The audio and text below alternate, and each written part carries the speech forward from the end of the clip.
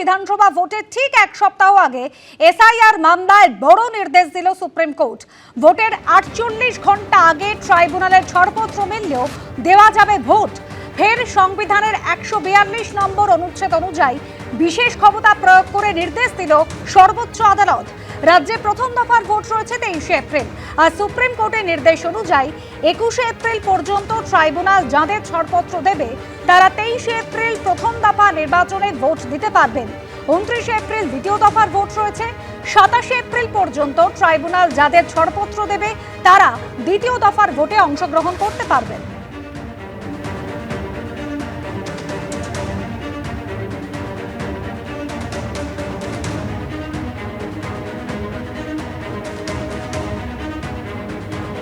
একুশ তারিখ পর্যন্ত যত অ্যাপিল ডিসাইড হবে, যদি ইনক্লুশন হয় সেগুলো অ্যাড হবে, এবং ওপাশে হচ্ছে 27 তারিখ সেকেন্ড ফেজে যতগুলো অ্যাপিল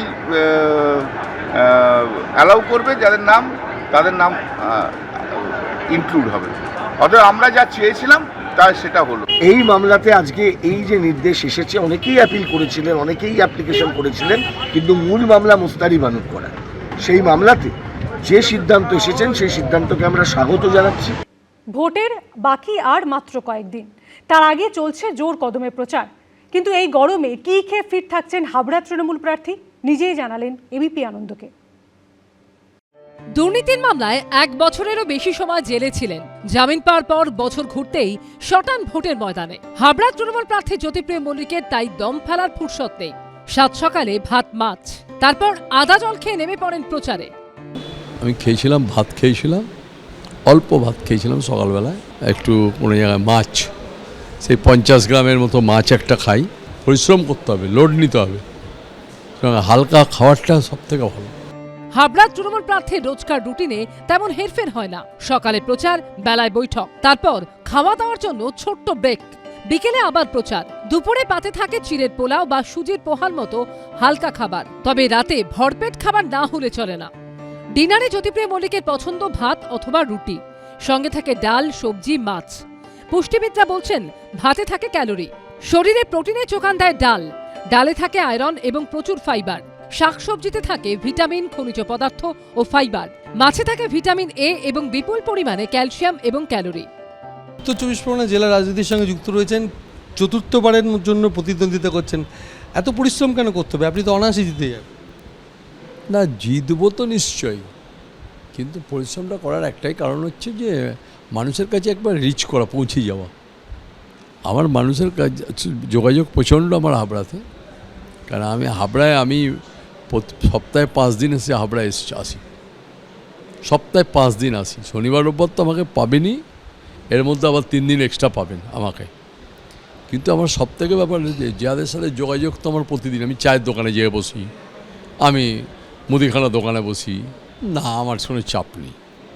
হাবড়াতে আমি এখন দ্বিধাহীন কোনটা বলতে পারি। যদি বলেন যে আমি সংখ্যাটা বলতে পারবো না, যে সংখ্যাটা আমি তো জ্যোতিষী নই, সংখ্যা গুণে বলে দেবো, কিন্তু হাবড়ায় আমি বিপুল মার্জিনে জিতব। 2023 সালের 27 অক্টোবর রেশন দুর্নীতি মামলায় জ্যোতিপ্রিয় মল্লিককে গ্রেফতার করে এনফোর্সমেন্ট ডিরেক্টরেট। 2025-এর 15 জানুয়ারি ইডির বিশেষ আদালত জামিন দেয় জ্যোতিপ্রিয় মল্লিককে। এবার তিনি হাবড়া তৃণমূল প্রার্থী। ভোটে কি বাজিমাত করতে পারবেন? জানা যাবে 4 মে। শোভনান পালের রিপোর্ট, এবিপি আনন্দ।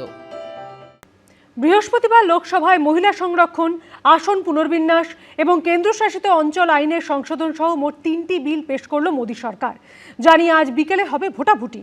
আর এর মধ্যে মহিলা সংরক্ষণ বিল নিয়ে একমত হলেও আসন পুনর্বিন্যাস নিয়ে সরব হয়েছে বিরোধীরা।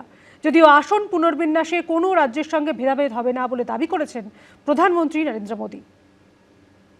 महिलाओं को मिलने वाले इस अधिकार का जिसने विरोध किया है, देश की महिलाओं ने उन्हें माफ नहीं किया है। पंचायतों और नगर पालिकाओं में 33% आरक्षण का प्रावधान भी भारतीय राष्ट्रीय कांग्रेस की सरकार ने स्वर्गीय राजीव गांधी जी के नेतृत्व में सदन पटल पर पहली बार पेश किया। 33% মহিলা সংরক্ষণের লক্ষ্যে লোকসভায় পেশ হলো 131তম সংবিধান সংশোধনী বিল। আর সেই নিয়ে আলোচনায় বাকযুদ্ধে জড়ালো কংগ্রেস এবং বিজেপি। বৃহস্পতিবার লোকসভায় 3টি বিল পেশ করে মোদী সরকার। মহিলা সংরক্ষণের লক্ষ্যে 131তম সংবিধান সংশোধনী বিল 2026, আসন পুনর্বিন্যাস বিল 2026 এবং কেন্দ্রশাসিত অঞ্চল আইনের সংশোধিত বিল 2026। মহিলা সংরক্ষণ একমত হলেও আসন পুনর্বিন্যাস নিয়ে সরব বিরোধীরা। তাদের অভিযোগ, আসন পুনর্বিন্যাসের মধ্যে দিয়ে দক্ষিণ ভারতের গুরুত্ব কমিয়ে উত্তর ভারতের পাল্লা ভারী করার চেষ্টা করছে মোদী সরকার। কারণ উত্তর ভারতে বিজেপির একাধিপত্য, আর দক্ষিণ ভারতে তারা দাঁতই ফোটাতে পারে না।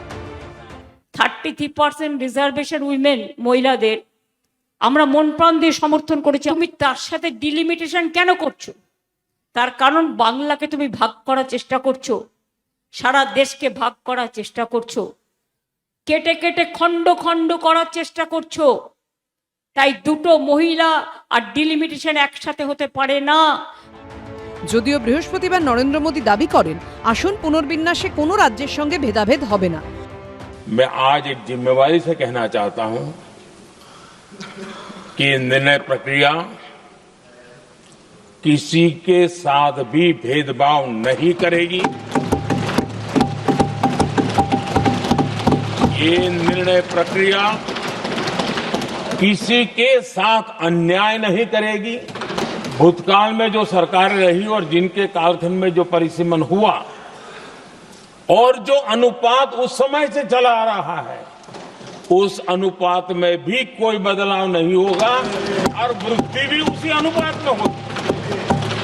মহিলা সংরক্ষণ ইস্যুতেও নরেন্দ্র মোদী লোকসভায় বলেন, যারা মহিলা সংরক্ষণ বিলের বিরোধিতা করছেন মেয়েরা তাদের ক্ষমা করবে না।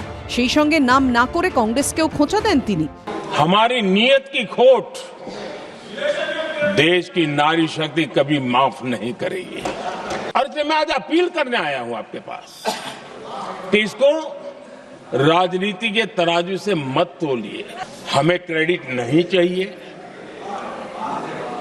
जैसे ये पारित हो जाए, मैं कल एडवर्टाइजमेंट दे करके सबका धन्यवाद करने के लिए तैयार हूं, सबकी फोटो छपवाने के लिए तैयार हूं। এরপরই বলতে গিয়ে কংগ্রেস সাংসদ প্রিয়াঙ্কা গান্ধী মনে করিয়ে দেন মহিলা সংরক্ষণ ইস্যুতে কংগ্রেস বারবার কতটা তৎপরতা দেখিয়েছে। पंचायतों और नगर पालिकाओं में 33% आरक्षण का प्रावधान भी भारतीय राष्ट्रीय कांग्रेस की सरकार ने स्वर्गीय राजीव गांधी जी के नेतृत्व में सदन पटल पर पहली बार पेश किया। 2018 में आदरणीय श्री राहुल गांधी जी ने मोदी जी को एक पत्र लिखा और उस पत्र में उन्होंने कहा कि ये महिला का जो आरक्षण है ये 2019 तक लागू हो जाना चाहिए। मुझे लगता है कि यहाँ आकर प्रधानमंत्री जी राहुल जी का मजाक तो बना लेते हैं, लेकिन घर जाके उनकी बातों पर गौर करते हैं। বিল পাশ করাতে উপস্থিত ভোটাভুটিতে অংশ নেওয়া সাংসদদের 2/3 সমর্থন প্রয়োজন, যা জোগাড় করতে বেগ পেতে হতে পারে মোদী সরকারকে। লোকসভায় বর্তমানে 540 জন সাংসদ, যার 2/3 হলো 360, যেখানে এনডিএর ঝুলিতে রয়েছে 293, বিরোধীদের জোট ইন্ডিয়াতে রয়েছে 232 এবং অন্যান্য 15। শুক্রবার বিকেল 4টে লোকসভায় বিলগুলোর ওপর ভোটাভুটি হবে। তবে বিল পাশ করাতে মোদী সরকার যথাযথ সমর্থন পাবেন কিনা তা নিয়ে দ্বন্দ্ব থেকেই যাচ্ছে। কারণ এদিন বিল লোকসভায় পেশ করা হবে কিনা তা নিয়ে যে ভোটাভুটি হয়েছে, তাতে 436 জন উপস্থিত সাংসদদের মধ্যে বিল পেশের পক্ষে মত দেন 251 জন সাংসদ, বিপক্ষে মত দেন 185 জন সাংসদ। 2023 সালে মহিলা সংরক্ষণ বিল পাশ হয়েছিল।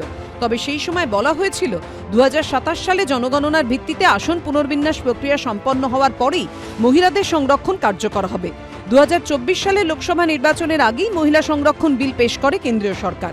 সেই সময় সরকার ও বিরোধীরা এই বিলকে পূর্ণ সমর্থন জানিয়েছিল।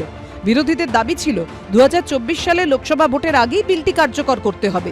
সেই সময় মোদী সরকার তা করেনি, তাই ফের বিল নিয়ে এসেছে কেন্দ্র। শেষমেশ কি বিল পাশ করাতে পারবে মোদী সরকার? সবার নজর শুক্রবারের ভোটাভুটির দিকে। বিজেন্দ্র সিংহ, আশাবুল হোসেনের রিপোর্ট, এবিপি আনন্দ। এবিপি আনন্দ, এগিয়ে থাকে, এগিয়ে রাখে।